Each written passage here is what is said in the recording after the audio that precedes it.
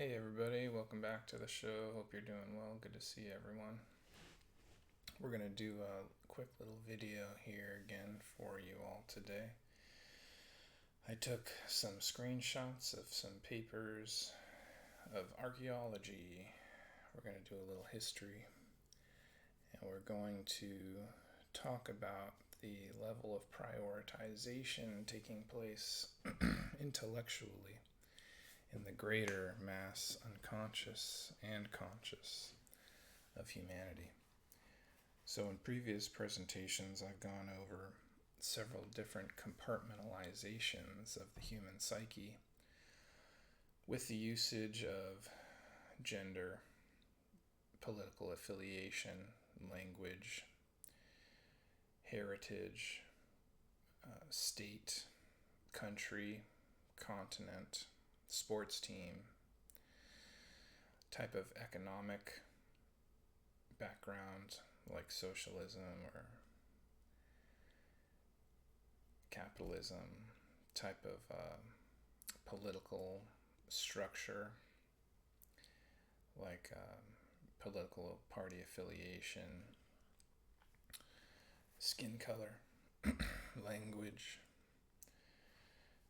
native versus non-native. I mean, there's all these compartmentalizations in order to reduce the effectiveness of our overall cumulative agency. And that's why we see such a heavy reliance on the psychological conditioning aspect of this human compartmentalization so that basically the world that we see around us, the machine that we see around us, the overlay on top of the human experience continues rolling. And that's one of the reasons why I'm making this video, is to destroy that entire apparatus and replace it with natural human tendencies, which is what I teach in my yoga classes that I provide and my publications that I provide on my website, savanada.org. So on TV, we're often told to prioritize different things happening in Ukraine or Russia or Africa, China, the UK, the United States, Canada. And these are all various forms of smokescreens, illusions. And they contribute to what I've called in the past as a level of contradiction that itself becomes indicative of the psychological programming or mobilization, the political movements that do not necessarily represent the desires of our people, but essentially represent the globalist modern agenda that seeks to separate humans from our humanity by getting the fun juice, by influencing human behavior through interference patterns coming from different types of LED light sources and TVs and TV screens. And we've talked about at length how to essentially dismantle all of these mind control devices that we simply view as medical care or entertainment, right? We have this very surface level kind of consideration for a lot of these things, even though I've proven at length in my papers and presentations that this is an advanced form of psychological manipulation akin to mind control. So if you have stayed around this long for today's video, I thank you deeply. Today we're going to go over some really interesting stuff about the true reality of our people rather than the manufactured and contrived political affiliations or motivations that we see so often on the television or on social media. So there are some things that the people whom I'm always referring to, the secret ancient royal families who are in control of our society, our human civilization, if you can call it that, hailing mainly from the white, Jewish, Christian, and Arab nations, who then use Islamic faiths, the Chinese, um, the greater body of the Christian and Jewish faiths, the people comprising these actual apparatuses. They use them to perform several agendas, kind of like a meat shield. We've gone over that in the past, just like American politics, right? The people who are voting in the politics of America, the United States, are not necessarily representative of the people who are controlling them. And this is how the ball continues to roll. It's a deep psychological endeavor that I've chosen to embark on for the last 15 years. So let's get into today's topic. In order to hide the true origins of humanity, which I have actually documented for everyone in my paper available in the publications section. I believe it's called the True Age of Humanity, something like that. So in order to hide all of this deep learning, they do several things. Like, I have a paper called Ancient Structures in War-Torn Countries. I have several presentations, Why Did They Build Ancient Structures? I have another paper called The Pyramid Builders Are Still Here. Often it's kind of alluded to that the pyramid builders are gone, but no, they're still here. They're actually us. It's a part of us that can be considered like a breakaway civilization with its own congruent knowledge base that is separate from our knowledge base on the surface dwelling human population, because of several different flood myths, for instance, like in the Bible, where everything becomes reset because of these cataclysms, which is a pretty big topic in these ancient texts, as well as modern science, as it's explained to us by Freemasons, of course, like the Younger Dryas, different types of mini ice ages. So there's a lot going in here. And one thing is for sure that I've discussed in my previous papers and presentations, that humanity is actually more advanced in the past than we are in the present. And the ancient texts talk about this kind of thing, and it's a very well-established dynamic.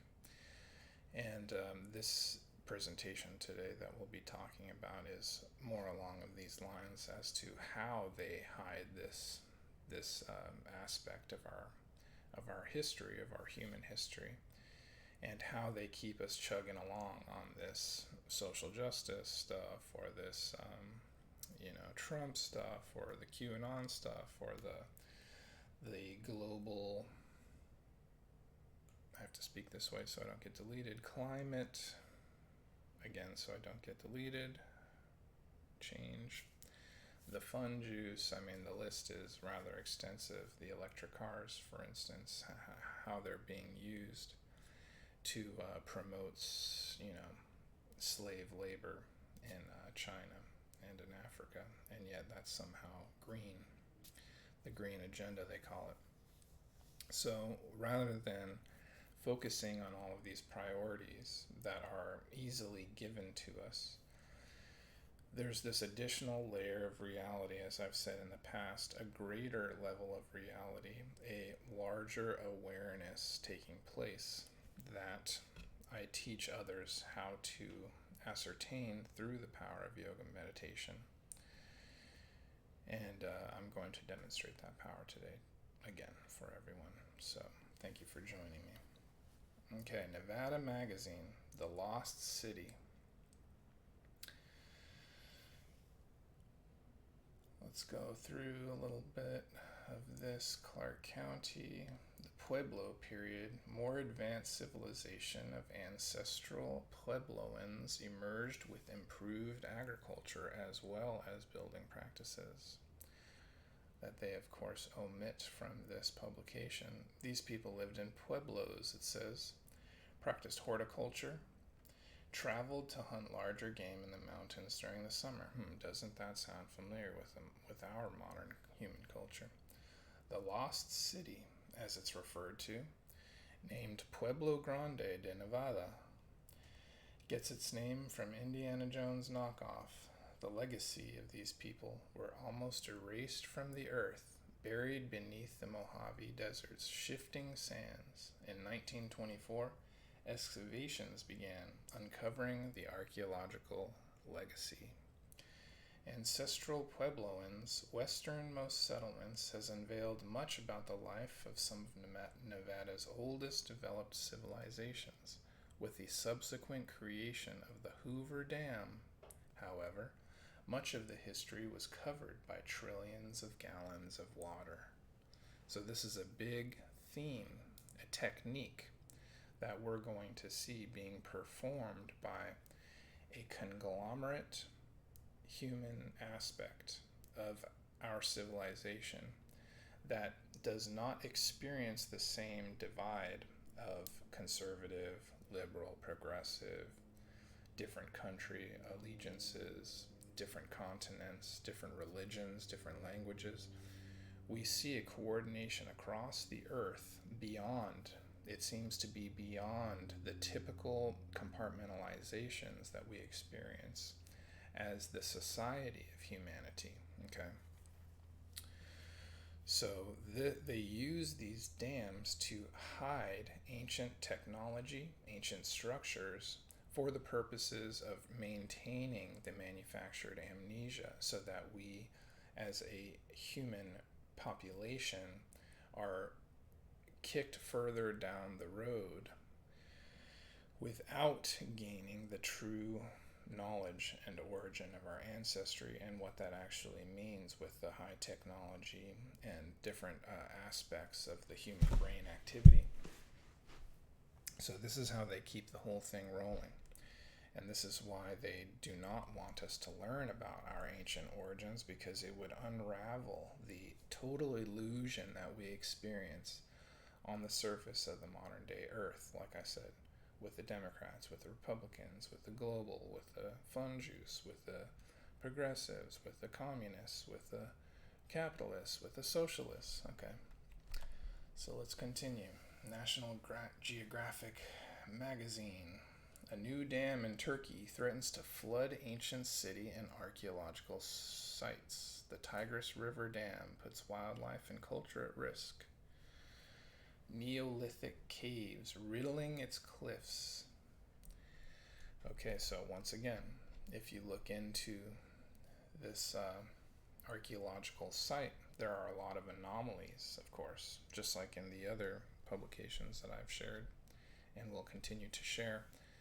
And these anomalies are not adequately explained by modern academia, again, for the purposes of the compartmentalization of human learning and producing the world that we see today of division, compartmentalization.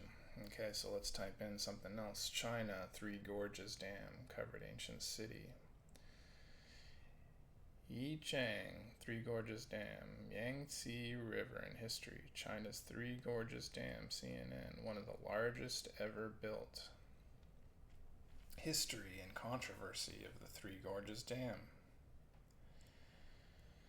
1953, when Mao began these changes. And so again, floodwaters are flooding the famous giant Buddha statue, which of course has other ancient secrets in the surrounding areas, just like with the Giza Plateau or the Aztec pyramids of the sun and moon. Okay, so ancient city covered by a dam. Submerged ancient Greek city with long lost tombs. The city of Skepsis has been known for some time, the past 30 years. It has largely been buried by the dam's water. The city is thought to be at least 2,500 years old. what was once known as Anatolia, later Asia Minor, the Asia portion of modern-day Turkey.